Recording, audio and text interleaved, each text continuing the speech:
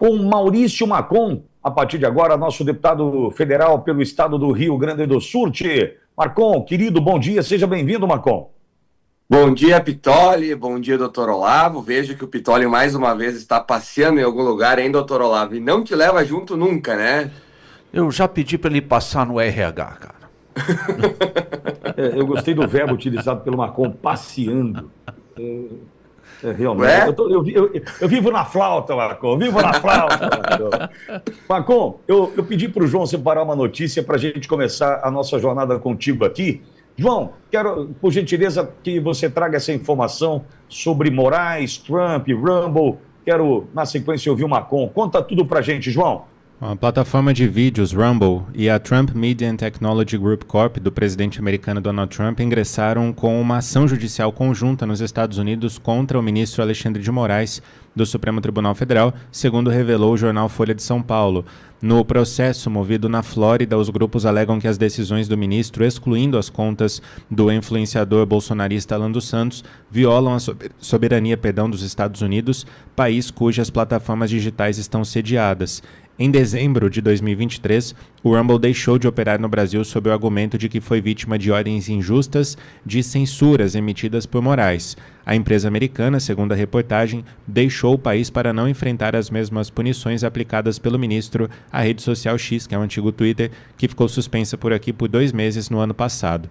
No início do mês, a empresa retomou as atividades no Brasil e Moraes fez novas determinações aos advogados do Rumble, exigindo a representação oficial para receber suas ordens. Na ação, a empresa de Trump, dona da plataforma Truth Social, argumentou que qualquer restrição ao Rumble afetaria diretamente a empresa de Donald Trump, já que a plataforma social fornece serviços de nuvem à Truth Social, que também é de Donald Trump. Pitoli. Macon, a gente já entendeu que o jogo é jogado e Alexandre de Moraes não vai passar ileso diante de tudo o que fez e ainda está fazendo, Macon. Primeiro eu vou fazer uma menção aí ao inglês do João, né? Muito bonito o inglês. Truth, vocês viram, né? Que o Macon, deixa eu te explicar. Minha mãe falou estuda, eu entendi estúdio, fui pro rádio. Entendeu? No caso do João, ele estudou. O cara é formado nisso aí em línguas, cara. O cara é tradutor. É o famoso poliglota, Macon. Poliglota, exatamente. Obrigado. Bom, ficamos tristes com uma notícia dessa, né? Com certeza, né? Alexandre de Moraes poderá ser julgado e condenado nos Estados Unidos, algo que acredito ser questão de tempo, e ao contrário da denúncia feita pela PGR, essa denúncia feita nos Estados Unidos tem materialidade, ela tem fatos comprovados de perseguição e de censura. Então eu acredito, essa denúncia está correndo na Flórida, né?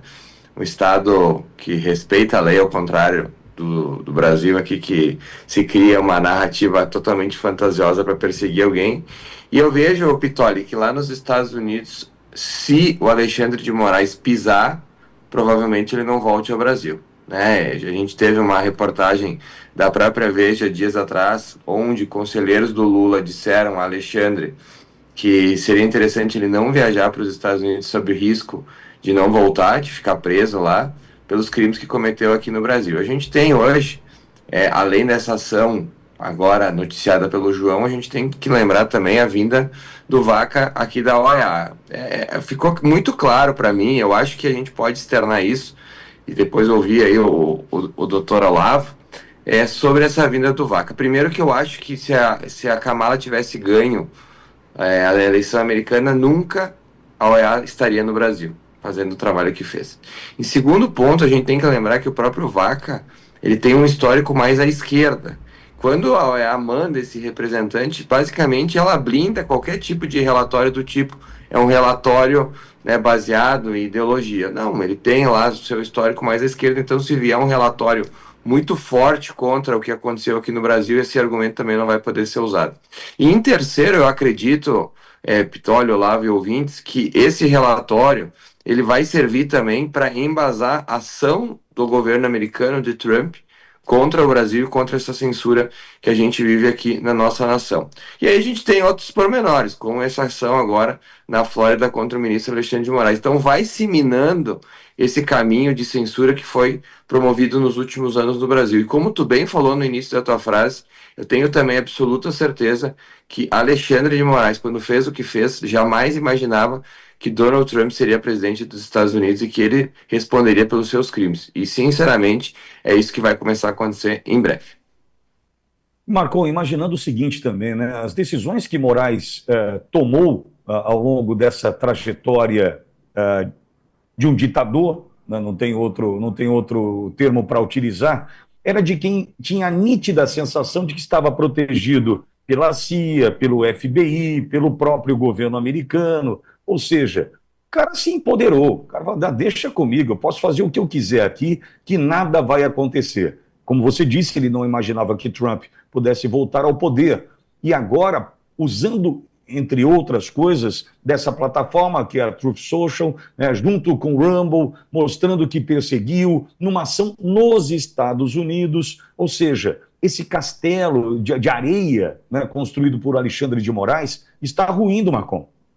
Está ruindo. A gente teve uma outra situação esses dias, não sei se vocês acompanharam, do advogado ligado ao PT sugerindo que o X deveria ser extinto do Brasil definitivamente após Elon Musk compartilhar a manifestação do dia 16/3, dando então apoio a essa manifestação. Se a gente traçar um paralelo, outrora, se Kamala tivesse ganho e se o mundo fosse pré-Trump, eu não tenho a menor dúvida que Alexandre de Moraes poderia mover algo dizendo que a plataforma está trabalhando pela desestabilização da democracia, enfim, e poderia banir novamente o X. Vocês viram que dessa vez não houve nenhuma manifestação de Moraes acerca disso, ou seja, até o silêncio dele, muitas vezes, perante esses pedidos de socorro que vem no governo, já demonstram uma fragilidade, né? A gente sabe que pelo governo a rede social no Brasil, todas, Instagram, Facebook, enfim, já teriam sido controladas pela Suprema Corte. E a própria Suprema Corte,